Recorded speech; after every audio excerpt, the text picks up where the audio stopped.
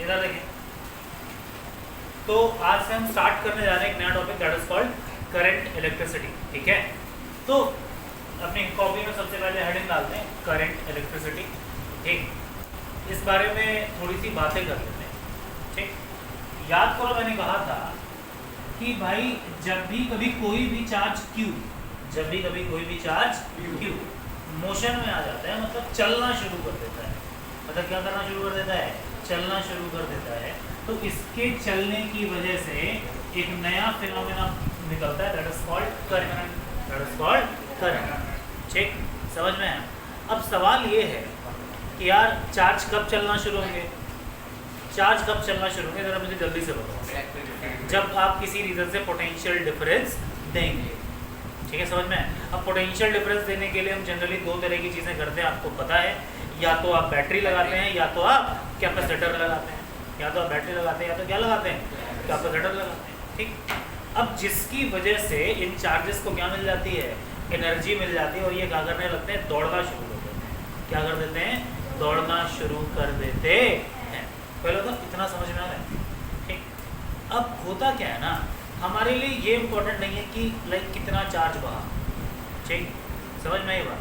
हमारे लिए ये इम्पोर्टेंट है कि चार्ज कितना तेज फ्लो हो रहा है।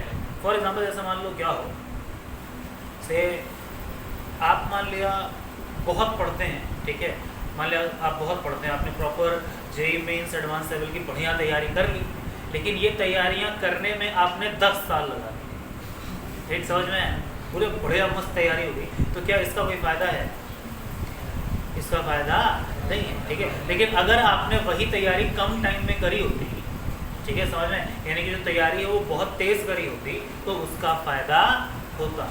तो हमारे लिए क्या है कि भाई चार्जेस चल रहे हैं, तो चल रहे हैं ये इम्पोर्टेंट नहीं है, लेकिन चार्जेस कितनी तेज़ी से चल रहे हैं ये बहुत इंपॉर्टेंट है। बहुत इंपॉर्टेंट क्यों है? क्योंकि चार्ज जितना तेज़ चलेगा एनर्जी का ट्रांसफ़र भी उतना ही तेज़ होगा। समझ में आई बात? एनर्जी भाई जैसे मान लो तुमने पोटेंशियल एनर्जी थी, ठीक, घरों में पोटेंशियल आता है, वोल्टेज डिफरेंस आता है ना घरों में। अच्छा, उस वोल्टेज डिफरेंस का मेन मोटिव क्या है? पंखा चलाना। अरे उसका मेन मोटिव क्या है? पंखा चलाना, यानी पंखे को काइनेटिक एनर्जी देना, जिसकी वजह से ये क्या कर सके, घूम सके। समझ में आया? ठीक है, अब भाई पंखे को हमको काइनेटिक एनर्जी देनी है, तो एनर्जी किसको देनी पड़ेगी, चार्ज को। अब चार्ज जितना तेज़ वहाँ पहुँचेगा, पंखे को उतनी ही जल्दी एनर्जी मिल जाएगी और वो उतनी ही जल्दी काम करना शुरू कर देगा। ठीक है, तो एक चीज़ आप ऐसे समझें कि इलेक्ट्रिक करंट की जो बेसिक डेफिनेशन है, ठीक है, अभी लिखिए नहीं, सिर्फ बता रहा, वो है amount of charges flowing in unit time, कि एक सेकंड में कितना चार्ज बह गया। ठीक है, लेकिन आप इस बात को ज़्यादा समझिए कि ये इम्पोर्टेंट नहीं है कि कितना चार्ज बह रहा है, ये इम्पोर्टेंट है कि चार्ज कितना तेज़ बह रहा है। क्यों? क्योंकि हमको ये समझना ज़रूरी है कि चार्जेस जितना तेज़ चलेंगे, इलेक्ट्रिकल एनर्जी का ट्रांसफ़र भी उतना तेज़ होगा। ठीक, यानी कि आप ये समझें कि इलेक्ट्रिक करंट में जो हमारा मेन कंसर्न होता है वो ये समझना होता है कि एनर्जी का ट्रांसफ़र कितना तेज़ हो रहा है। समझ में आई बात? अरे आई नहीं आई? ठीक है, समझ में? ज़्यादा चार्ज बहना इंपॉर्टेंट नहीं है, समझे? चार्जेस कितना तेज़ बह रहे हैं ये इंपॉर्टेंट है, तभी आप उस चार्ज से कुछ काम ले पाएंगे। समझ में आई बात? ठीक, क्यों? क्योंकि जैसे मान लिया अगर आपने भाई 2 साल का आपके पास टाइम है, आपने 2 सालों में तेज़ी से एडवांस की तैयारियां नहीं करी, ठीक है, समझ में? आप बहुत धीरे तैयारी कर रहे हैं, बहुत कुछ पढ़ रहे हैं, लेकिन बहुत धीरे धीरे, तो उसका कोई मतलब नहीं। ठीक है, समझ में? आपने अगर मान लो 10 साल में तैयारी कर भी ली बहुत सारी, तो उसका कोई सिग्निफिकेंस नहीं है। ठीक, समझ में? तो ऐसे ही है कि हम कितना चार्ज ट्रांसफ़र कर रहे हैं ये इंपॉर्टेंट नहीं है, ज़्यादा ज़रूरी है कि चार्जेस कितना तेज़ ट्रांसफ़र कर रहे हैं। ठीक, जैसे एग्जांपल मैं कई बार देता हूँ कि मान लिया अगर आपको से डॉक्टर के पास गए, डिहाइड्रेशन की वजह से डॉक्टर ने आपको ग्लूकोज चढ़ाना शुरू किया। समझ में आई बात? अब जब डॉक्टर आपको ग्लूकोज, नितेश बालक इधर एक बार चेहरा दिखाना अपना। अभी आज आपका पहला दिन है ना, तो भाई जब आप पहले दिन आते हैं तो टीचर की बात पे फोकस रखते हैं, है ना? ठीक, तो मेरी बातें सुने, जो कुछ भी आप कर रहे हैं उससे ज़्यादा ज़रूरी है। ठीक, हाँ सुने। तो जैसे मान लो क्या हो कि भाई आप डॉक्टर के पास गए, और डॉक्टर ने बोला कि आपको डिहाइड्रेशन है, ठीक, समझ में आई बात। तो डॉक्टर ने कहा कि आपको ग्लूकोज चढ़ाए, ठीक, मान लो 3 बॉटल ग्लूकोज लिखी, लेकिन मान लो अगर 3 बॉटल ग्लूकोज में 3 मिनट के अंदर चढ़ा दूँ फुल स्पीड करके, तो तुम निकल लोगे, है ना, सिंपल ही बात है ना। लेकिन बाई चांस मान लो मयंक गया, इसके 2 पड़ोसी ने ऐसे ग्लूकोज की स्पीड बढ़ा दी और जो मयंक है वो निकल लिया, ठीक, फॉर एग्जाम्पल, ठीक। इससे पूछा गया क्या हुआ, तो इसने बोल दिया क्या हुआ, मैंने तो सिर्फ ग्लूकोज चढ़ाया था, ठीक है, समझ में आई बात। तो ग्लूकोज चढ़ाना इंपॉर्टेंट नहीं था, ग्लूकोज आप कितना तेज चढ़ा रहे हैं ये इंपॉर्टेंट है, समझ में आएगा। क्यों? क्योंकि जो rate of transfer of glucose है वो बहुत ज़्यादा है, वो बहुत क्या है, ज़्यादा है। इसीलिए हम सबसे पहली चीज़ जो पढ़ते हैं वो है इलेक्ट्रिक करंट, ठीक, समझ में है, ठीक। अब सुन लो ध्यान से, अब मान लिया चार्जेस बह रहे हैं, चार्जेस क्या हैं, बह रहे हैं, तो चार्जेस कई जगह बहते हैं। फॉर एग्जांपल इन वायर्स में फ्लो करते हैं कई बार, ठीक है, कई बार चार्जेस गिरते हैं, जब बिजली गिरती है तो भी देखो वहाँ पे फ्लो ऑफ चार्जेस होता है। मान लो क्लाउड्स हैं, ठीक, और क्लाउड से जब बिजली धरती पे गिर रही है तो यहाँ भी क्या है, फ्लो ऑफ चार्जेस है। आपने सिंपल सर्किट बनाया और इसको एक बैटरी से जोड़ के करंट फ्लो करा दी, और क्या फ्लो करा दी, करंट फ्लो करा दी। भाई यहाँ भी फ्लो ऑफ चार्जेस है और यहाँ, ठीक, दोनों में अंतर ये था कि यहाँ पे चार्जेस का फ्लो कंट्रोल नहीं, जब बादल से बिजली गिरेगी तो आप उसको अपनी मर्जी से बढ़ा या घटा नहीं सकते, समझ में। लेकिन वायर में कितनी बिजली जाएगी ये कंट्रोल करा जा सकता है। तो पहली बात तो ये समझे कि ऐसा फ्लो ऑफ चार्ज जो आप कंट्रोल कर सकते हैं उसे ही करंट माना जाएगा, बाकियों को नहीं, ठीक, समझ में आई बात। तो हम डेफिनेशन बोलते हैं इलेक्ट्रिक करंट की, the controlled flow of charges, लिखे नहीं, पहले सुन ले, the controlled flow of charges in unit time, the controlled flow of charges in unit time from a particular point is called electric current to that point। किसी भी जगह से unit time मतलब 1 second में कितना चार्ज बह गया यही कहलाता है उस जगह पर इलेक्ट्रिक करंट, समझ में आई बात। और हमारे दिमाग में चीज़ बैठ जानी चाहिए अभी से कि चार्जेस जितना तेज बहेंगे उतना ही तेजी से एनर्जी का क्या होगा, ट्रांसफर होगा, समझ में आएगा। एनर्जी जितनी तेज ट्रांसफर होगी तो आप उस एनर्जी से उतना तेजी से काम ले पाएंगे। ये बिल्कुल फंडामेंटल कॉन्सेप्ट है करंट इलेक्ट्रिसिटी का, समझ में आएगा। अब लिख लें, the controlled flow of charges, पहला लेक्चर है, बिल्कुल बेसिक बात करेंगे। The controlled flow of charges in unit time through a particular point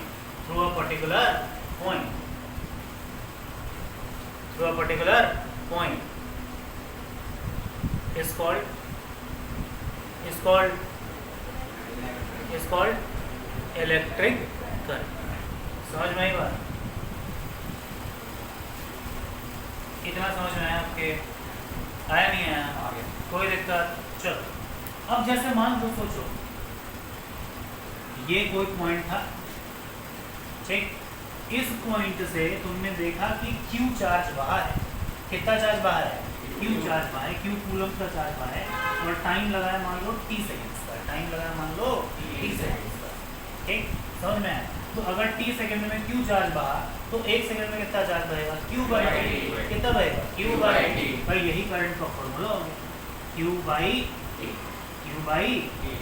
किसका फॉर्मूला हो गया, इलेक्ट्रिक करंट। अब सुने ध्यान से, हम मानते हैं, जरूरी नहीं है ऐसा हो, हम मानते हैं जो चार्ज बह रहा है वो पॉजिटिव चार्ज है। कैसा बह रहा है, पॉजिटिव। अब सुनो ध्यान से, अगर नेगेटिव चार्ज बह रहा होगा, मान लिया इलेक्ट्रॉन बह रहा है, तो हम मान लेंगे पॉजिटिव चार्ज कहाँ जा रहा है, उसका उल्टा, समझ में आई बात, ठीक है। मतलब हम इलेक्ट्रिक करंट की डायरेक्शन उस डायरेक्शन को मानते हैं जिस डायरेक्शन में पॉजिटिव चार्ज जाने वाला है, समझ में आई बात। और एक चीज़ मन में बिठा लें, कोई ज़रूरी नहीं है कि वो पॉजिटिव चार्ज ही चले। जैसे वायर में इलेक्ट्रॉन दौड़ते हैं, कौन दौड़ता है, इलेक्ट्रॉन। कैसा चार्ज, पॉजिटिव नेगेटिव चार्ज, है ना।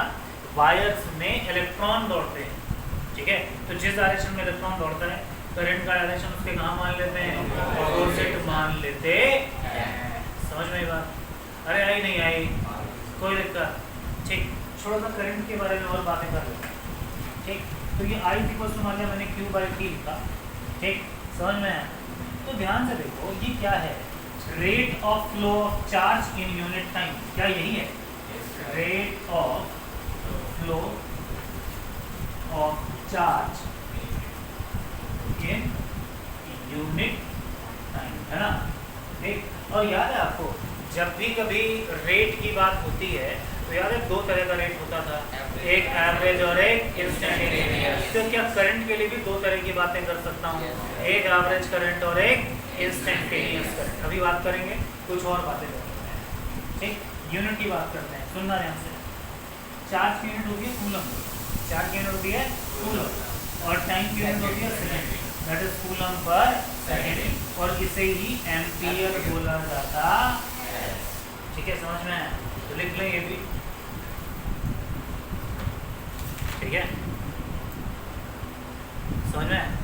Unit of charges coulomb per second known as ampere. ठीक,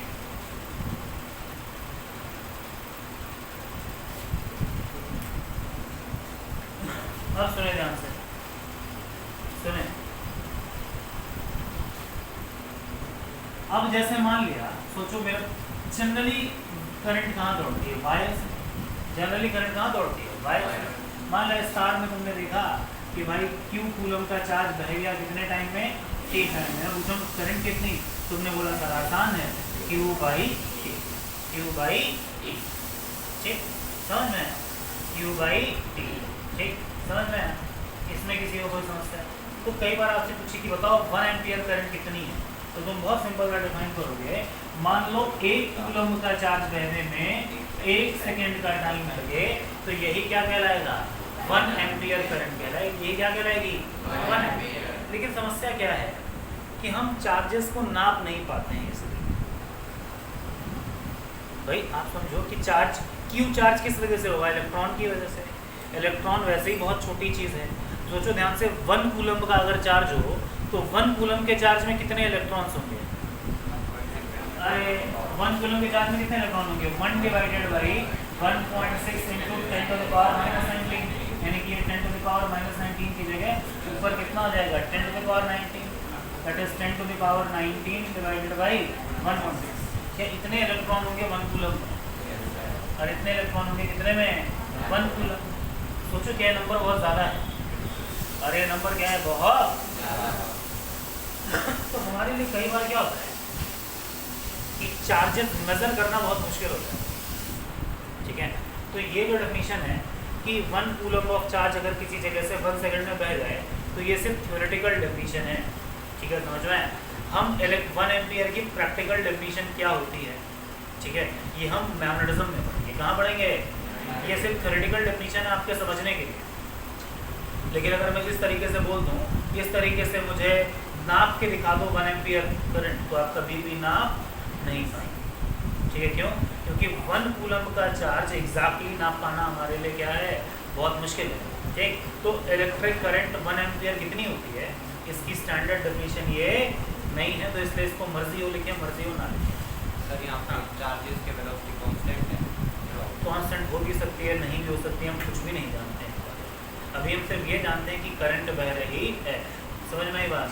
ठीक, चार्जेस की वेलोसिटी कम है, ज़्यादा है, इस बारे में कोई ज्ञान नहीं। वैसे एक चीज़ और मैं बताता हूँ, जो एक्चुअल वेलोसिटी होती है जिससे वो दौड़ रहे होते हैं वायर में, एवरेज रफ्तार, वो वाकई में बहुत कम होती है। आप पढ़ाऊँगा जब ड्रिफ्ट वेलोसिटी, तो आप देखेंगे ड्रिफ्ट वेलोसिटी 10⁻³ के ऑर्डर में होती है। तो अगर वो थोड़ा कम थोड़ा ज़्यादा भी हो तो भी कोई खास असर करने वाला नहीं है। देखेंगे मत परेशान, सब देखेंगे आगे चल। क्या अभी इतनी बात समझ में आई? ठीक, और आप अच्छे से जानते हैं कि रेट ऑफ फ्लो 2 तरह का होता है, एक एवरेज और एक इंस्टेंटेनियस। तो अगर मेरे को एवरेज करंट डिफाइन करनी हो तो क्या बोल दूँ, टोटल चार्ज जितना बहा है divided by total time taken जो लिया गया है ना। अगर मेरे को इंस्टेंटेनियस करंट निकालने होंगे तो कैसे डिफाइन करेंगे, dq/में, समझ में, dq/में। ये कौन सी करंट, इंस्टेंटेनियस। ये कौन सी करंट?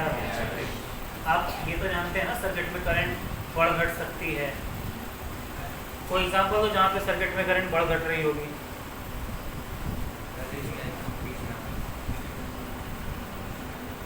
अरे घरों में जो एसी आता है अल्टरनेटिंग करंट, इसमें करंट बढ़ती है और घटती है। अगर आपको थोड़ा सा पता हो, घरों में एसी में अल्टरनेटिंग करंट में करंट वर्सेस टाइम का ग्राफ ये होता है। तो करंट समय के साथ बढ़ रहा है और घट रहा है एसी में। ये इतनी जल्दी जल्दी होता है कि हमको पता नहीं चलता है कितनी जल्दी जल्दी होता है। आप ये समझ लें घरों में जनरली 220 हर्ट्ज का करंट सप्लाई आता है। ठीक, समझ में है? 220 हर्ट्ज मतलब 220 साइकिल, एक सेकंड में 220 बार करंट पॉजिटिव नेगेटिव हो जाती है। इसीलिए हम जान नहीं पाते हैं कि करंट बढ़ रही है घट रही है। समझ में आई बात? अरे आई नहीं आई? ठीक, समझ में आया? तो ये चीज़ समझनी बहुत ज़रूरी है आपको। ठीक है, समझ में? और कोई एग्जांपल दें? अच्छा, अरे आरसी सर्किट जब कैपेसिटर को चार्ज करते हैं, जब कैपेसिटर को क्या करते हैं?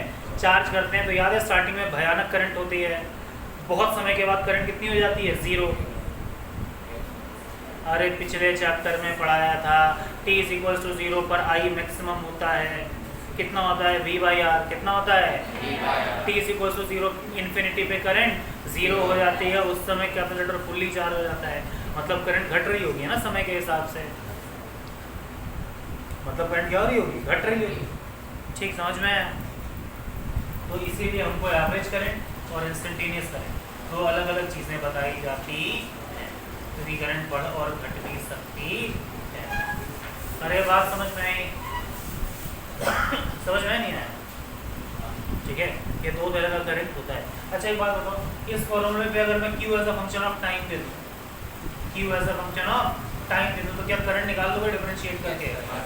इस पर भी कोई सवाल कराने की ज़रूरत नहीं। ठीक, समझ में आया? अब बात करते हैं, सुनो ध्यान से। आज बेसिक ओवरव्यू है, पढ़ना क्या क्या है इस चैप्टर में। तो सुनो, आप अच्छे से जानते हैं कुछ चीज़ें गुड कंडक्टर होती हैं और कुछ चीज़ें बैड कंडक्टर। क्लियर है ना? कुछ चीज़ें गुड कंडक्टर होती हैं, कुछ चीज़ें बैड कंडक्टर। कुछ चीज़ें गुड कंडक्टर क्यों होती हैं? बेसिक बात आप जानते हैं कि गुड कंडक्टर में क्या पाया जाता है? फ्री इलेक्ट्रॉन्स पाए जाते हैं। क्या पाए जाते हैं? फ्री इलेक्ट्रॉन्स पाए जाते हैं। ठीक, समझ में? तो सबसे पहले हम देखेंगे भाई साहब गुड कंडक्टर में होता क्या क्या है, उससे जुड़ी हुई प्रॉपर्टीज़ कौन कौन सी हैं, उसके अंदर चार्ज कितना तेज़ चलेगा, कितना धीरे चलेगा। तो पहला ज्ञान जब कंडक्टर से जुड़ा हुआ कि जब उसमें करंट दौड़ता है तो कौन कौन सी चीज़ें होती हैं। समझ में आई बात? अरे आई नहीं आई? कोई दिक्कत? पहली चीज़ हमको ये पढ़नी है। ठीक, समझ में? कंडक्टर से जुड़ी बहुत सारी होते हैं बेसिक्स। ठीक, दूसरी चीज़ हमको पढ़नी है इस चैप्टर में, वो है Ohm's law and Kirchhoff's law. वो है Ohm's law and Kirchhoff's law. ठीक, सेकेंड लेवल। ठीक, तीसरा है भाई, अब ओम्स लॉ किरचॉफ्स लॉ पढ़ लेंगे तो हमको सर्किट सॉल्विंग पढ़ना है। ठीक, समझ में? और चौथी चीज़ हमको पढ़नी है कुछ instruments like Wheatstone bridge, potentiometer, ये सब चीज़ें क्या होती है। ठीक है, समझ में? इस चैप्टर में 4 अलग अलग चीज़ों का डिस्कशन है।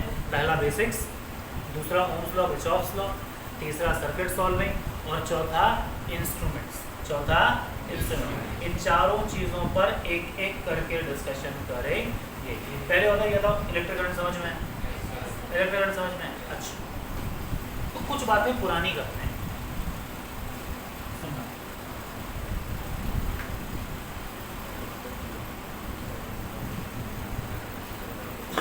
अब सुनो,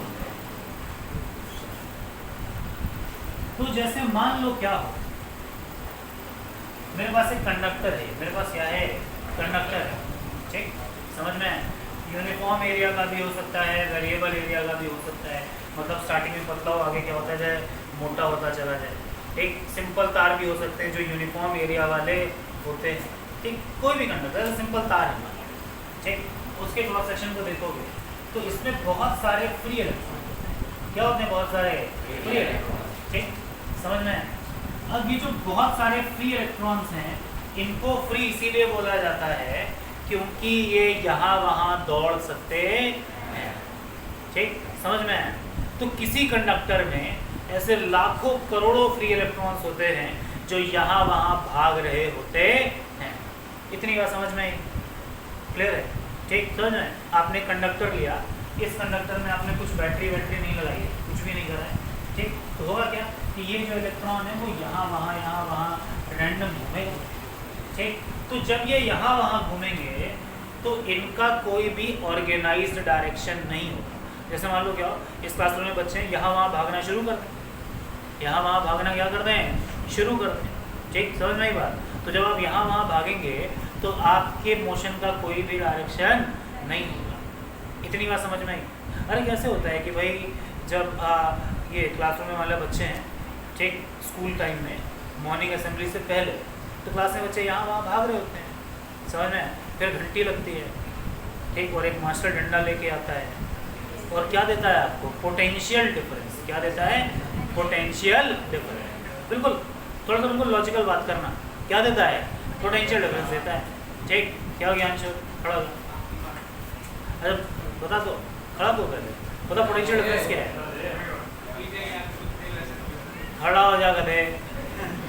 हाँ भाई, पोटेंशियल डिफरेंस क्या होता है?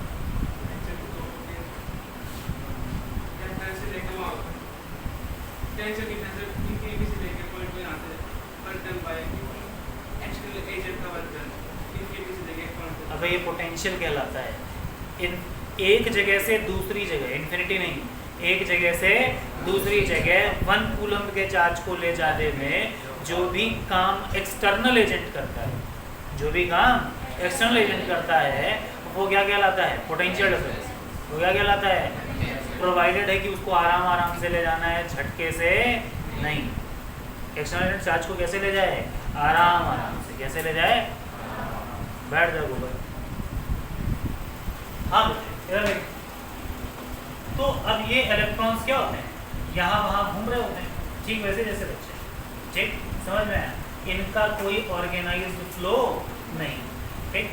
अब क्या हुआ, जिस तरीके से मान लिया बच्चों को चलाने के लिए एक मास्टर चाहिए जो उनको क्या करे, डंडे से पोटेंशियल डिफरेंस दे, समझ में आई बात? तो तुम यहाँ क्या करते हो? बैटरी लगाते हो। क्या करते हो? बैटरी लगाते हो। तो तुम जैसे ही बैटरी लगाओगे तो आप जानते हैं बैटरी का ये हिस्सा हाईयर पोटेंशियल पे और ये हिस्सा लोअर। तो आप जानते हैं हाई से लो की डायरेक्शन में एक इलेक्ट्रिक फील्ड सेटअप हो जाएगी, हाँ कि ना? कहाँ सेटअप हो जाएगी? कंडक्टर के अंदर। तो बैटरी ने क्या किया? पोटेंशियल डिफरेंस दिया। बैटरी ने क्या करा? पोटेंशियल डिफरेंस दिया, और उस पोटेंशियल डिफरेंस की वजह से पॉजिटिव से नेगेटिव डायरेक्शन में क्या सेटअप हो गई? Electric field setup. क्या सेटअप हो गई? ठीक समझे? इलेक्ट्रिक फील्ड का डायरेक्शन हमेशा कहाँ से कहाँ होता है? हायर पोटेंशियल से लोअर पोटेंशियल की तरफ, ठीक। अच्छा, इस बैटरी के अंदर क्या हुआ ये आप जानते होंगे इलेक्ट्रोकेमिस्ट्री चैप्टर में।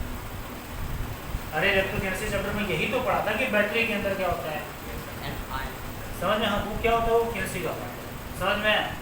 बैटरी के अंदर क्या नाटक हो रहा है, ये केमिस्ट्री का पार्ट है। हम क्या पढ़ रहे हैं? बैटरी ने सर्किट निकाला, बैटरी के अंदर खुद क्या हुआ इंडिविजुअल लेवल पे, कैसे हुआ, ये सब आप केमिस्ट्री में पढ़ के आए हैं, ठीक है, समझ में? हमको इससे मतलब नहीं बैटरी के अंदर क्या हो, हमको इससे मतलब है कि बैटरी ने बाहर क्या करा। बैटरी ने बाहर क्या करा कि इसके अंदर इलेक्ट्रिक फील्ड सेटअप कर दी, ठीक। अच्छा, अब मुझे बताओ, मैंने आपको पढ़ाया था कि कंडक्टर के अंदर तो इलेक्ट्रिक फील्ड 0 होती है। कंडक्टर के अंदर क्या होती है? इलेक्ट्रिक फील्ड क्या होती है? तो सोचो ध्यान से, अगर इसके अंदर इलेक्ट्रिक फील्ड 0 हो जाएगी तो चार्जेस दौड़ेंगे ही, है ना? ठीक, समझ में? तो मैंने पहले गलत पढ़ाया था या अब गलत पढ़ाया? हाँ, तो चार्जेस मूव करें मतलब इलेक्ट्रिक फील्ड है। अरे यार, लॉजिकली समझो, चार्जेस दौड़ रहे मतलब इलेक्ट्रिक फील्ड है। किसके अंदर? कंडक्टर के अंदर। लेकिन हमने तो पढ़ा है कि कंडक्टर के अंदर तो इलेक्ट्रिक फील्ड 0 होती है। अबे यार, इस तार में, इस वायर में, ठीक है, चार्जेस फ्लो कर रहे हैं मतलब इसके अंदर इलेक्ट्रिक फील्ड है भाई, तभी तो फ्लो कर रहे हैं। लेकिन हमने तो ये पढ़ा है बार बार कि कंडक्टर के अंदर तो फील्ड जीरो होती है। हाँ मैं नेट फील्ड जीरो। हाँ नेट फील्ड जीरो है, वही तो कह रहा हूँ। तो अगर नेट फील्ड जीरो है तो मतलब नेट फोर्स जीरो है, और नेट फोर्स जीरो है तो चार्जेस मस्त है, उसके ऊपर कोई फोर्स नहीं लग रहा है। अरे जैसे मान लो क्या हो, अपना हिमांशु है, इसको बगैर डंडे की कोई बात नहीं समझ में आती है। एक दिन हिमांशु मेरे पास आया, ठीक समझ में, इसके अंदर नेट फील्ड जीरो है, इसके दिमाग में समझ में आया, ठीक। लेकिन अचानक एक दिन आया और ये मुझे थ्योरी ऑफ रिलेटिविटी पे ज्ञान देने लगा पूरा। सर अल्बर्ट आइंस्टीन ने ये करा था, ये तो चमत्कार हो जाएगा ना ये, ठीक। तो ऐसे ही है कि हम अब तक ये पढ़ते आ रहे हैं कि कंडक्टर के अंदर इलेक्ट्रिक फील्ड क्या है, जीरो है, ठीक। लेकिन अपनी रियल लाइफ में देखते हैं कि भाई साहब कंडक्टर के अंदर चार्जेस दौड़ रहे हैं, चार्जेस दौड़ रहे हैं मतलब उनके अंदर फील्ड है। तो बताएं वो स्टेटमेंट गलत था या हमारा ऑब्जर्वेशन गलत?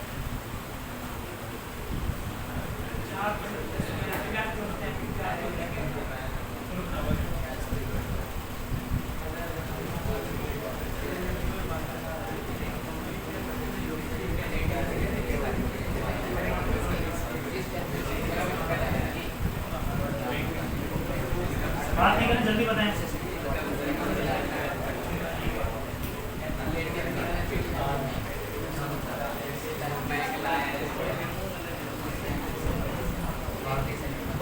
हाँ भाई चले बताएं जरा, साकेत क्या विचार है आपके इस बारे में?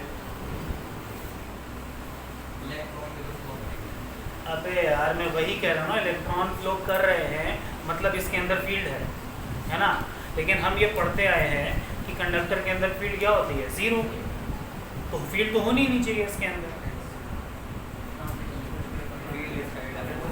इधर देख लो मूर्खों, याद करो एक कंडक्टर है, उसको तुमने फील्ड में रखा, उसको तुमने कहाँ रखा, फील्ड में रखा, ठीक। अब जब तुमने इसको फील्ड में रखा तो इलेक्ट्रॉन कहाँ लगेंगे, इधर। इसके एक हिस्से पे नेगेटिव चार्ज, दूसरे हिस्से पे कैसा चार्ज, पॉजिटिव चार्ज हो जाएगा, ठीक। तो मान लो तुमने बाहर से फील्ड इधर लगाई थी, तो अंदर वाली फील्ड कहाँ सेटअप हो गई, अपोजिट डायरेक्शन में। नेट फील्ड क्या हो गई, जीरो। नेट फील्ड क्या हो गई, जीरो। नेट फील्ड जैसे ही जीरो होती है तो इसके अंदर कोई भी चार्जेस का मूवमेंट नहीं होता है। अरे क्या पढ़ा चुका हूँ मैं, एक कंडक्टर को एक्सटर्नल फील्ड में रखो तो उसके अंदर चार्जेस पागल होकर भागने लगते हैं, तब तक भागते रहते हैं जब तक नेट फील्ड जीरो ना हो जाए। तो एक बार नेट फील्ड जीरो हो गई, एक बार नेट फील्ड क्या हो गई, तो चार्जेस का फ्लो बंद हो जाता है। लेकिन यहाँ चार्जेस का फ्लो बंद नहीं होता, क्यों? अब देख के अंदर बता दो। अरे मूर्खों, यहाँ कोई तार नहीं लगा है, यहाँ वायर नहीं लगा है, तो हुआ क्या कि इलेक्ट्रॉन यहाँ के क्या हो गए, इकट्ठा। इधर क्या है कि भाई इलेक्ट्रॉन इधर भागा और इधर तार लगाए तो तार से भागने का रास्ता मिल गया। अरे ये बात समझ में आई? याद करो मैंने कहा था कि इलेक्ट्रिक फील्ड जीरो होती है आइसोलेटेड कंडक्टर के अंदर। किसके अंदर? जो तार वार से कनेक्टेड ना हो। ये तार से कनेक्टेड है, इसलिए याद रखो इलेक्ट्रिक फील्ड आइसोलेटेड कंडक्टर के अंदर जीरो होती है। एक ऐसा कंडक्टर जो तार वार से कनेक्टेड है उसके अंदर इलेक्ट्रिक फील्ड जीरो नहीं होगी। समझ में है क्यों? क्योंकि इसके अंदर चार्जेस भागेंगे तो, लेकिन कभी भी रुक नहीं पाएंगे, और जब तक रुकेंगे नहीं तब तक वो अपोजिट डायरेक्शन में कोई फील्ड पैदा नहीं कर सकते हैं। अरे लिखवा चुका हूँ यार, सबसे बड़ी दिक्कत यही है तुम्हारे साथ यार कि तुम लोग कंसेप्चुअली स्ट्रांग नहीं। तो अपनी कॉपी खोलो, मैंने क्लियरली लिखवाया है कॉपी में कि भाई कंडक्टर के अंदर इलेक्ट्रिक फील्ड जीरो होती है। किस कंडक्टर के अंदर? Isolated conductor. आइसोलेटेड वर्ड पे मैंने तब भी बहुत जोर दिया था, ये बहुत गलत बात है ये, ठीक है, कि भाई इस तरीके से बेसिक्स बताने के बाद भी अगर तुम नहीं कर पा रहे तो। अरे क्या इतना समझ में आया? अरे आया नहीं आया? ठीक, अच्छा सुनो। तो अब क्या हुआ, लॉजिकली बिल्कुल समझो कि ये जो इलेक्ट्रॉन है इस पर फोर्स अपोजिट डायरेक्शन में लगना शुरू हो जाएगा, हाँ कि ना? तो सारे इलेक्ट्रॉन इस डायरेक्शन में भागने शुरू कर देंगे, यहाँ पहुँचेंगे, यहाँ भी फील्ड इनको मिल जाएगी। अरे बात समझ में आई? तो सोचो ध्यान से क्या हुआ, इलेक्ट्रॉन वहाँ से चला, यहाँ पहुँचा, यहाँ से कहाँ पहुँचा, वायर पे, ठीक समझ में? कहाँ पहुँचा? यहाँ पे, ठीक। और इस तरीके से ये कंटिन्यूसली क्या कर रहा है, घूमता चला जा रहा है। अरे समझ में आई बात? समझ में आई? अरे समझ में आया नहीं आया? कोई दिक्कत किसी प्रकार की कोई, क्लियर हो गया। ठीक, और इलेक्ट्रॉन इस डायरेक्शन में चलता है तो हम बोल देते हैं इलेक्ट्रिक करंट यानी आई अपोजिट डायरेक्शन में चल रही है। तो समझ में करंट चलती क्यों है? अरे समझ में आ रहा है? ठीक, समझ में। अब देखो ध्यान से, हमको बस करंट चलाने के लिए करना क्या है कि एक एंड और दूसरे एंड के बीच में पोटेंशियल डिफरेंस को मेंटेन करना। एक एंड और दूसरे एंड के बीच में किसको मेंटेन करना है? पोटेंशियल डिफरेंस को मेंटेन करना है। याद रखें, चार्जेस तब तक नहीं फ्लो करेंगे जब तक दोनों जगह का पोटेंशियल डिफरेंस, मतलब दोनों पॉइंट्स के बीच में कोई पोटेंशियल डिफरेंस ना हो। अरे समझ में आई बात? आपने नोटिस करा होगा कि मैंने शायद पहले बता रखा है ये कि बिजली के तारों पे जब कोई कौवा या चिड़िया वगैरह आके बैठती है तो कभी भी उसे इलेक्ट्रिक शॉक नहीं लगता। क्यों नहीं लगता? क्योंकि भाई बॉडी कंडक्टर है। बॉडी कैसी है? कंडक्टर। वो जैसे ही वायर में बैठेगी, ठीक, तो कंडक्टर होने की वजह से चिड़िया की बॉडी का पोटेंशियल वही हो जाएगा जो किसका है? जो किसका है? तार का। जो किसका है? तार का। करंट पास नहीं होगा बॉडी से, करंट पास नहीं होगा। अगर गलती से बाई चांस, और आप समझें कि आप जानते हैं कि भाई लाइव के साथ में क्या होता है, एक लाइव वायर जिसमें करंट है और दूसरा न्यूट्रल वायर। दूसरा कौन सा wire? Neutral wire. Live wire में करंट एक डायरेक्शन में जाता है, मतलब सर्किट में करंट जाता है, और न्यूट्रल वायर से करंट कहाँ आती है? वापस। न्यूट्रल वायर से करंट कहाँ आती है? वापस। दोनों के बीच में क्या है? पोटेंशियल। आपको शॉक तभी लगेगा जब आप दोनों वायर को कैसे छुएं? एक साथ। दोनों वायर को कैसे छुएं? एक साथ। समझ में आई बात? अगर आप दोनों वायर को एक साथ नहीं छू रहे हैं तब तक आपको इलेक्ट्रिक करंट नहीं लगने वाला है। समझ में आई बात? अरे आई बात? नहीं आई? ठीक, तब तक आपको इलेक्ट्रिक शॉक लगता नहीं। ठीक, तो समझ में, करंट तभी दौड़ेगा जब एंड्स के बीच में क्या हो? पोटेंशियल डिफरेंस हो। समझ में? आप रेलवे के ऊपर जो ट्रेन के लिए जो इलेक्ट्रिक लाइंस होती हैं, ठीक है, उसमें सारे वायर लाइव होते हैं, उसमें कोई न्यूट्रल वायर नहीं होता है। ठीक है, मैंने बता रखा है उसमें कोई न्यूट्रल वायर नहीं है। अगर आप वो वायर पकड़ के लटक जाए तो आपको कभी भी इलेक्ट्रिक शॉक नहीं लगेगा। हाँ, लेकिन अगर आप ट्रेन पे हैं और ट्रेन पर खड़े होकर के आपने वायर को पकड़ लिया तो आपको शॉक लगेगा। क्यों? हाँ भाई, अगर आप ट्रेन के ऊपर खड़े, क्यों? क्योंकि वहाँ पर क्या है, जो ट्रेन है वो न्यूट्रल है। ट्रेन कैसा है? सीधा अर्थिंग मिल गया। अरे अर्थ को तो आप जानते हैं ना, पोटेंशियल क्या होता है? जीरो। पोटेंशियल क्या होता है? जीरो। जैसे मान लो क्या हो कि बैटरी से मैंने यहाँ पे पोटेंशियल दिया और दूसरा तार में बैटरी में जोड़ने की जगह जमीन में जोड़ दूँ। किसमें जोड़ दूँ? तो भी करंट पास हो जाए, तो भी करंट पास हो जाए। क्यों? क्योंकि जमीन का पोटेंशियल तो हमेशा कितना होता है? जीरो। ठीक, समझ में? अर्थ को हमेशा न्यूट्रल मानते हैं। अर्थ को क्या मानते हैं? कि कुछ भी कर लो इसका पोटेंशियल बढ़ने वाला नहीं। अरे बात समझ में आई? ठीक, इतनी बात तो क्लियर होगी ना?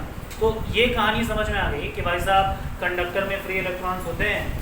ठीक है, समझ में? और अगर कंडक्टर आइसोलेटेड नहीं है, मतलब मैंने उसको किससे जोड़ दिया? वायर और बैटरी से। मतलब उसको किससे जोड़ दिया? वायर और बैटरी से। तो उसके अंदर करंट फ्लो हो जाता है। क्यों फ्लो हो जाता है? क्योंकि बैटरी कंडक्टर के अंदर क्या करती है? फील्ड सेटअप कर देती है। फील्ड सेटअप होगी तो उसके अंदर इलेक्ट्रॉन्स पे फोर्स लगेगा। इलेक्ट्रॉन्स पे फोर्स लगेगा तो वो अपोजिट डायरेक्शन में भागना शुरू कर देगा। इतनी बात समझ में आई? अरे इतनी बात समझ में आ गई? और सुनो ध्यान से,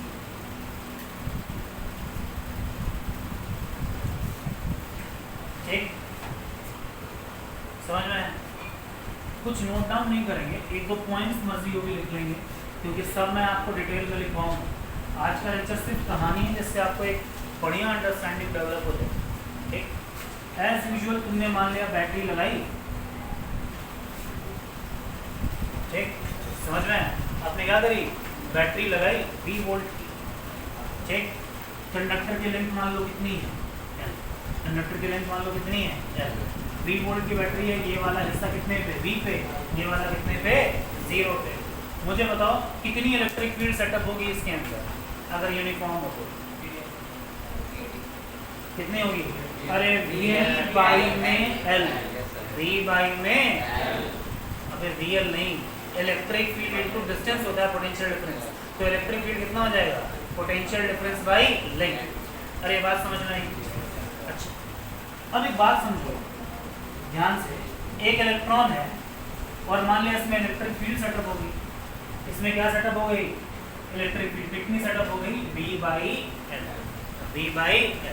अच्छा तुम समझो, अगर मैं इलेक्ट्रॉन पे लगने वाले फोर्स की बात करूं तो कितना फोर्स लगेगा, E इंटू में V में L। कितना लगेगा, E इंटू में V/L। तो बिल्कुल लॉजिकली समझना कि अगर कंडक्टर की लंबाई ज़्यादा है, अगर कंडक्टर की लंबाई क्या है, तो क्या फील्ड वीक हो जाएगी, और अगर फील्ड वीक हो जाएगी तो क्या फोर्स धीरे लगेगा, और अगर फोर्स कम लगेगा तो इलेक्ट्रॉन क्या मर के चलेगा। अरे यार, इलेक्ट्रॉन कैसे चलेगा, तो क्या करंट धीरे हो जाएगी, क्या करंट धीरे है ना। तो आप जानते हैं, याद है, अगर लेंथ ज़्यादा हो तो रेजिस्टेंस बढ़ जाता है और करंट कम हो जाती है। क्या आप पहले से जानते हैं, क्यों हो रहा है ऐसा, समझ में आ रहा है। अरे पीछे का लॉजिक क्या समझ में आया, ठीक। ये तो हो गया मैथमेटिकल बात, ये हो गई बात कैसी, असल में समझते हैं क्या हुआ, ठीक। अब सुनना, तुमने क्या कहा, इलेक्ट्रिक फील्ड लगा दिया। पूरी ईमानदारी से बताना, जो बच्चों की लाइन होती है, मान लिया मास्टर ने डंडा लिया और अब बच्चे जो है लाइन लगा के क्लासरूम से कहाँ जा रहे हैं, मॉर्निंग असेंबली की तरफ। ये थी मान लिया क्लासरूम और ये हमारा मॉर्निंग असेंबली, ठीक।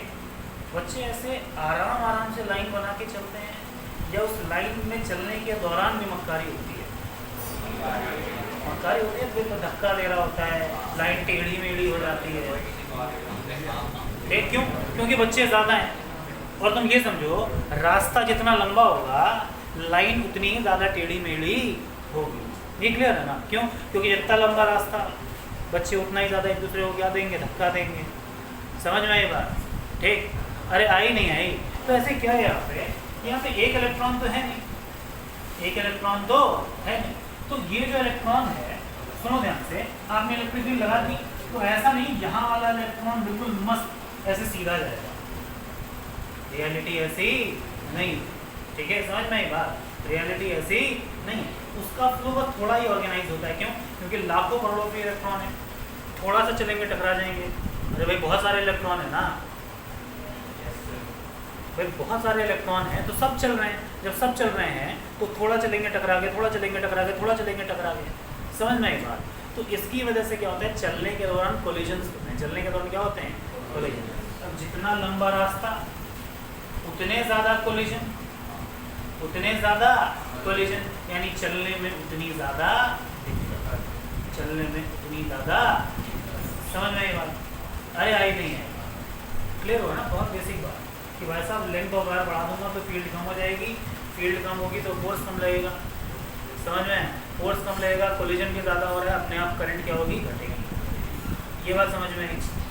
अरे ये बात समझ में आई। हर चीज़ को मैथमेटिकली समझेंगे आगे। एक बार पहले ब्रीफ ओवरव्यू ले लो। क्या इतना समझ में आया, इतना समझ में आ गया। दूसरी बात है, समझो, सुनना, यानी मुझे ये समझ में आ गया भाई साहब कि तुमने कितनी भी अच्छी बैटरी लगाई होगी, ठीक है, समझ में आई बात, ठीक। ये जो इलेक्ट्रॉन्स का फ्लो है ये बहुत ज़्यादा ऑर्गेनाइज्ड होता नहीं, ठीक। इसीलिए अगर तुम यहाँ से लेकर के यहाँ तक की एवरेज रफ्तार निकालोगे तो बहुत कम आएगी। बहुत क्या आएगी, कम, एवरेज वेलोसिटी बहुत कम आएगी, ठीक। समझ में आई बात, ठीक। एवरेज रफ्तार क्या होगी, बहुत कम नहीं, बहुत कम एवरेज वेलोसिटी, ठीक। समझ में आया, जिसको आप आगे चल के ड्रिफ्ट वेलोसिटी बोलेंगे। क्या बोलेंगे, ड्रिफ्ट। तो ड्रिफ्ट का मतलब होता है कि जिसको घसीटना। अरे आपने केमिस्ट्री में दो तरह के मोशन पढ़े होंगे, एक पढ़ा होगा डिफ्यूजन, एक पढ़ा होगा ड्रिफ्ट। डिफ्यूजन अपने आप होता है जैसे गैसेस के केस में, और ड्रिफ्ट में आप चीज़ों को ज़बरदस्ती करवाते हैं जैसे रिवर्स ऑस्मोसिस में। अरे आरओ पढ़ा है ना आपने, ठीक है, वो ड्रिफ्ट है आयंस का, ठीक है। वहाँ पर आप चीज़ों को क्या कर रहे हैं, ज़बरदस्ती करा रहे हैं, ठीक है। समझ में आया, ठीक। With help of pressure, with help of, समझ में। तो यहाँ पर क्या है, चार्जेस का मन नहीं है सही डायरेक्शन में जाने का। आपने बैटरी लगाई और उसके से आप चार्जेस को घसीट के ले जा रहे हैं। समझ में आई बात। तो इसलिए ये ड्रिफ्ट कहलाता है। क्या कहलाता है, आप देखेंगे ड्रिफ्ट वेलोसिटी बहुत कम होती है, ड्रिफ्ट वेलोसिटी बहुत कम होती है, 10⁻³ के ऑर्डर में मिलेगी, निकाल के दिखाऊंगा आपको। ठीक, समझ में आया? अब सोचो, मान लिया इलेक्ट्रॉन यानी चार्जेस जब वायर में चलते हैं तो बहुत धीरे धीरे चलते हैं। यानी सोचो, अगर मान लो ये तार यहाँ से लेकर के यहाँ तक 1 मीटर का है, कितने मीटर का है? 1 मीटर का है। ठीक, जनरली आप समझे 1 मीटर का तो तार लगाते हैं ना घरों में, तो जब आप स्विच ऑन करेंगे तो 1 मीटर दूरी 1 सेंटीमीटर के पर सेकंड के हिसाब से ट्रेवल करने में कितना समय लगेगा? 100 सेकंड के आसपास। अरे एक इलेक्ट्रॉन मान लो 1 सेकंड में 1 सेंटीमीटर पर सेकंड रफ्तार है उसकी, तो 100 मीटर जाने में कितना, सॉरी 1 मीटर जाने में कितना सेकंड लग जाएगा?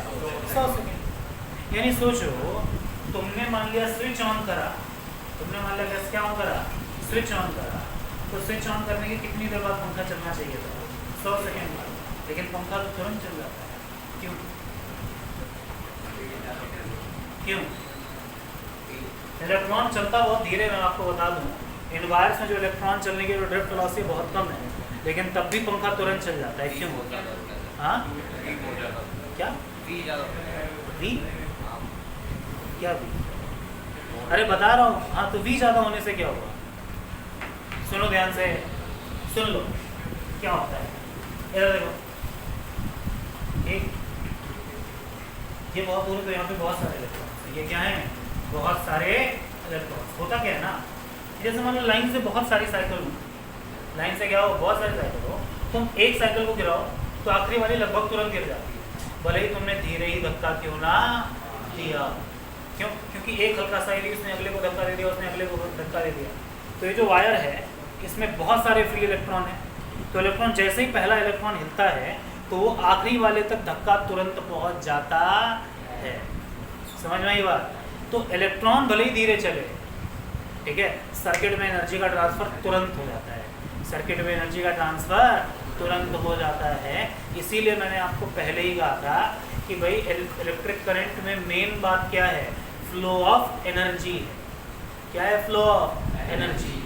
समझ में आई बात? इलेक्ट्रॉन तो सच में बहुत धीरे धीरे चलते हैं, ठीक है, लेकिन क्योंकि ये फील्ड तुरंत सेटअप हो जाती है, और जैसे ही फील्ड सेटअप होगी तो ये अब हिलेगा, ये हिलेगा, ये हिलेगा, तो सारे इलेक्ट्रॉन्स लाइन से हिलते चले जाएंगे।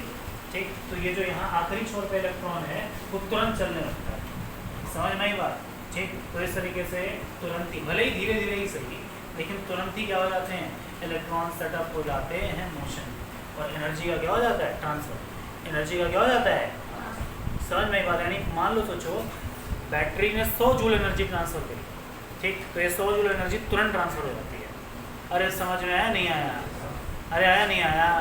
कोई दिक्कत किसी भी प्रकार की? और सुन, तो तुम्हारे दिमाग में एक चीज़ क्लियर होनी चाहिए कि भाई साहब, हर वो चीज़ जो नंबर ऑफ कोलिजन्स को बढ़ाएगी, जो किसको बढ़ाएगी?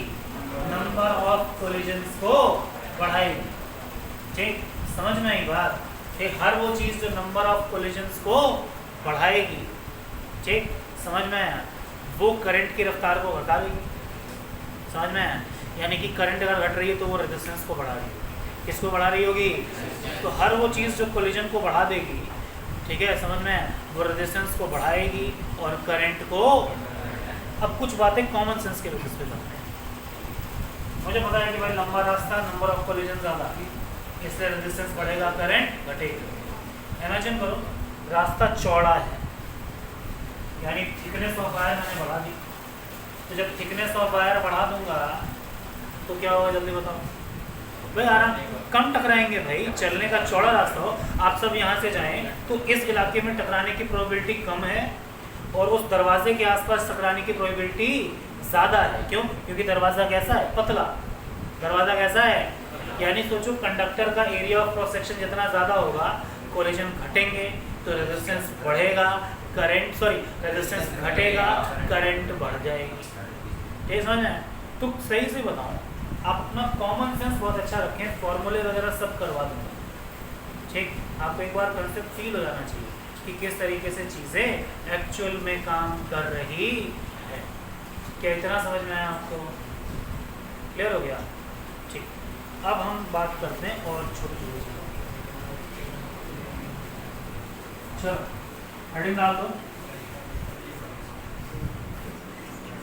Terms related with flow of current, terms related with flow of current, ठीक। अच्छा एक बात बताओ, ये जनरल कहानी लिखवाने की ज़रूरत है क्या कि वायर में बैटरी लगाई, फील्ड सेटअप हो गई, चार्जर दौड़ने लगेंगे, ये सब लिखवाने की ज़रूरत है क्या? ठीक है, तो सीधा टर्म्स में आऊँ। चलो इधर देखें बोर्ड में,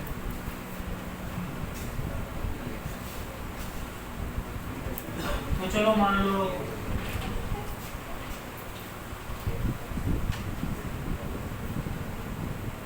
सुन लो ध्यान से, छोटी छोटी चीज़ें। ये कंडक्टर है, इसका एरिया ऑफ क्रॉस सेक्शन है ए, एरिया ऑफ क्रॉस सेक्शन है ए, लेंथ है एल, जो आपने बैटरी लगाई है वो है V वोल्ट की, वो है कितने वोल्ट की? अच्छा ये चलो भाई, पोटेंशियल को भी V से लिखते हैं क्योंकि यहाँ इलेक्ट्रॉन चल रहे हैं तो उनकी वेलोसिटी भी होगी, तो इलेक्ट्रॉन की वेलोसिटी के लिए मैं छोटा भी बनाऊंगा और इसके लिए बड़ा। ठीक, कंफ्यूजन ना हो इसलिए हमेशा याद रखें। अब यहाँ पे दो तरह के V के सिंबल आएंगे ना, एक पोटेंशियल डिफरेंस के लिए और दूसरा किसी का बात नहीं करें, ठीक, दूसरा किसके लिए? वेलोसिटी के लिए। तो दोनों तरह के सिंबल्स पे बात होगी, ठीक।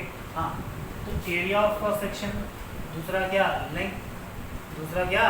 लेंथ, तीसरा है पोटेंशियल डिफरेंस, तीसरा है पोटेंशियल, ठीक, समझ में?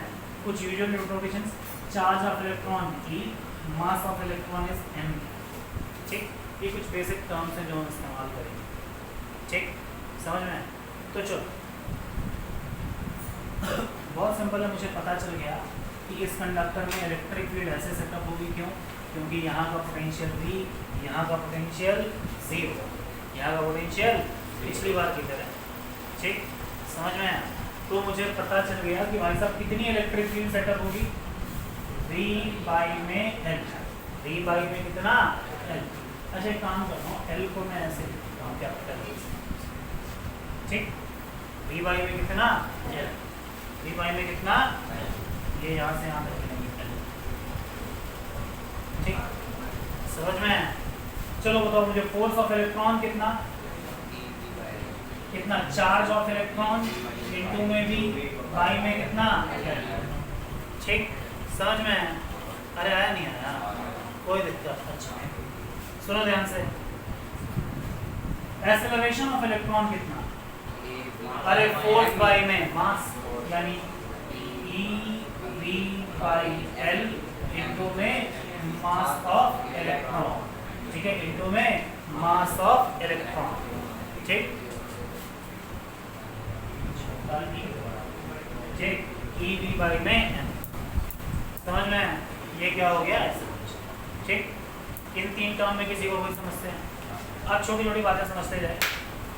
अब जैसे मान लो, सुनना ध्यान से, सोचो, इसमें इलेक्ट्रॉन्स ही हैं सर या कुछ सॉलिड एटम्स भी हैं जो हिल नहीं सकते? अरे यार सॉलिड एटम्स भी है ना। जैसे मान लो क्या हो, मैं तुम्हारी आंख पे पट्टी मार के दौड़ा दूँ, ठीक, तो देखो तुम्हारे दो तरह के कोलिजन होंगे, एक आपस में और दूसरा इन बेंचेस से, दूसरा किससे? इन बेंचेस से। टेक्निकली बताओ ज़्यादा चोट कब लगेगी? जब एक दूसरे से टकराओगे या जब बेंच से? जब बेंच से टकराओगे, ठीक, समझ में? तो सुनना ध्यान से, जब बात नहीं करें, जब इलेक्ट्रॉन्स दौड़ रहे हैं तो आपस में भी टकराते होंगे और एटम से भी टकराएंगे, सॉलिड एटम से भी। अब सुनना ध्यान से, हम मानते हैं कि जब वो आपस में टकराते हैं तो एनर्जी का लॉस नहीं होता। एग्जाम में स्ट्रिक्टली क्वेश्चन पूछा गया है कि रेजिस्टेंस के लिए कौन सा कोलिजन जिम्मेदार है? इलेक्ट्रॉन्स का आपस में, इलेक्ट्रॉन्स का सॉलिड चार्ज एटम से, both of above, none of above. तो सही ऑप्शन है ना सेकंड। सुन लो ध्यान से, फिर से सुन लो, इलेक्ट्रॉन जब दौड़ेंगे तो आपस में भी टकराएंगे और सॉलिड एटम से भी टकराएंगे, लेकिन सॉलिड एटम में ज़्यादा एनर्जी का लॉस होता है। यानी रेजिस्टेंस का कारण क्या है? इलेक्ट्रॉन का किससे टकराना? सॉलिड एटम से टकराना। लिख लो, ठीक। अब मैं लिखवा दूँ ना, व्हेन इलेक्ट्रॉन, क्या कह रहा है? कुछ नहीं, हाँ बताओ। When electron move, when electron move then there are two types of collision observed. Then there are two types of collision observed. पहला कौन सा? between electrons. पहला कौन सा? between electrons. ठीक, समझ में आया? पहला कौन सा? between electrons. और दूसरा कौन सा? electron and solid spaces. between electron and solid spaces. दो तरह के collision भयानक इम्पोर्टेंट होते हैं. समझ में आई बात? अरे समझ में आया? अरे आ रहा है नहीं आ रहा है? दो तरह के कोलिजन बहुत इंपॉर्टेंट होते हैं. ठीक, समझ में? ज़्यादा इंपॉर्टेंट कौन सा है? Solid space. ठीक है, समझ में? Effective collision is considered as collision of collision of electron and solid atoms. Effective collision is considered as collision of electron and solid atoms. Underline कर लें इस बात को, यही इंपॉर्टेंट है, दूसरा वाला नहीं. अरे समझ में आया? समझ में आया? अरे आया नहीं आया? ठीक, क्लियर हुआ? अब सुनो ध्यान से, सुनना. देखो अब हुआ क्या, सुन लो ध्यान से. तुमने बैटरी लगाई भी ना तो भी इस इलेक्ट्रॉन का पाथ बिल्कुल स्मूथ नहीं है. बस अंतर इतना है कि अब ये थोड़ा घूम के ऐसे हो जाता है, यानी अब ये इफेक्टिवली फॉरवर्ड डायरेक्शन में थोड़ी दूरी ट्रेवल कर लेगा. समझ में आई बात?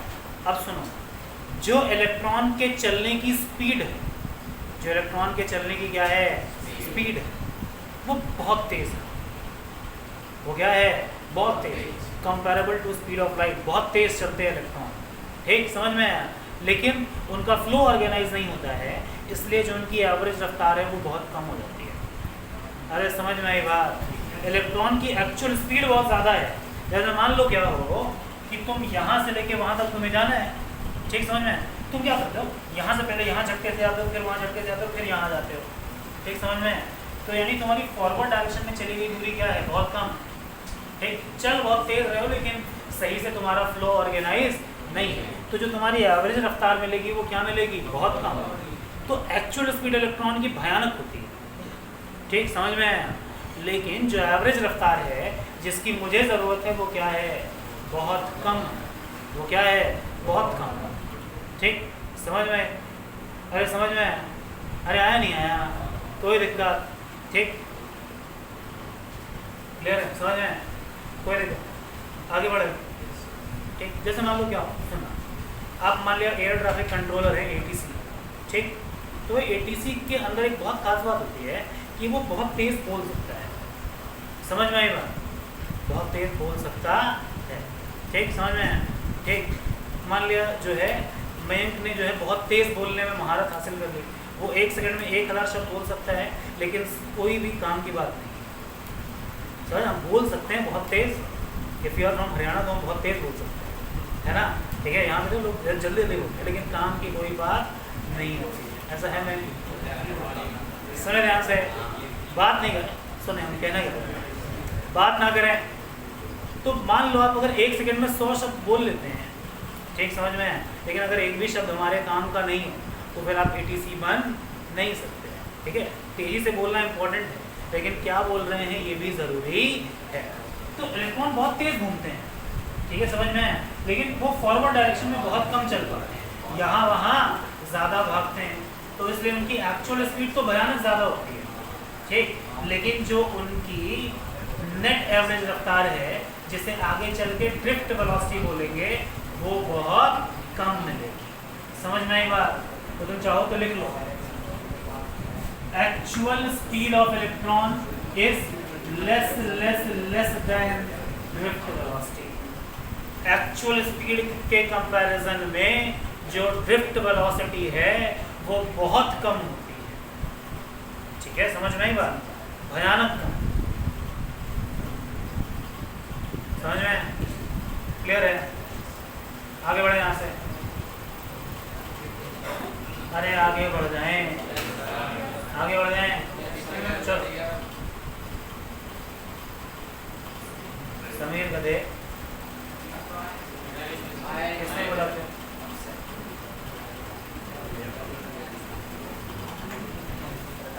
हाँ भाई, क्या इतना समझ में आया?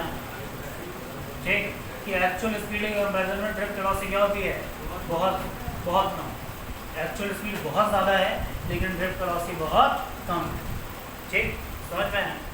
अब सुनना ध्यान से, अब सोचो ध्यान से, इलेक्ट्रॉन चला, इलेक्ट्रॉन क्या चला, तेज चला, तब तक कहीं टकरा जाएगा, तब तक कहीं क्या हो जाएगा? टकरा जाएगा।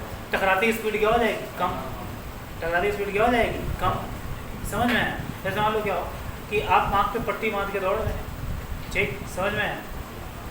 आप आँख पे पट्टी बांध के, साइल है, पट्टी बांध के दौड़ रहे हैं, ठीक, अचानक किसी से टकराया, एक घंटा पड़ा, समझ में आई बात?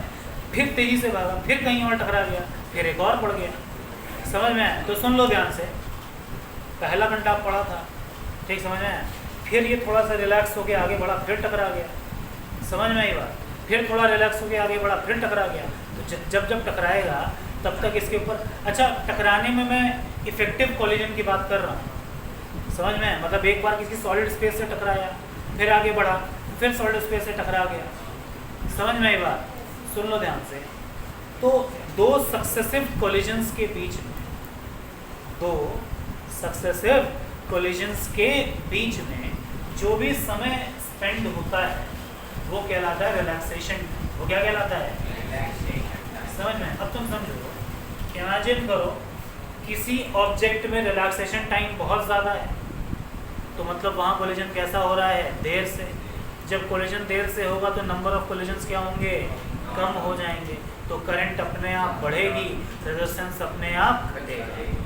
समझ में आया? ठीक, तो सोचो ध्यान से, रिलैक्सेशन टाइम का पर्पस समझ में आ रहा है क्या है? कि रिलैक्सेशन टाइम ज़्यादा होगा तो मेरे हिसाब से अपने आप अमाउंट ऑफ करंट क्या होगी? ज़्यादा हो जाएगी। समझ में आया? ठीक, समझ में? तो लिखे ध्यान से, द टाइम स्पेंट बिटवीन, अब टर्म्स लिखने जा रहे हैं, द टाइम स्पेंट बिटवीन कितना होता है अभी निकालेंगे।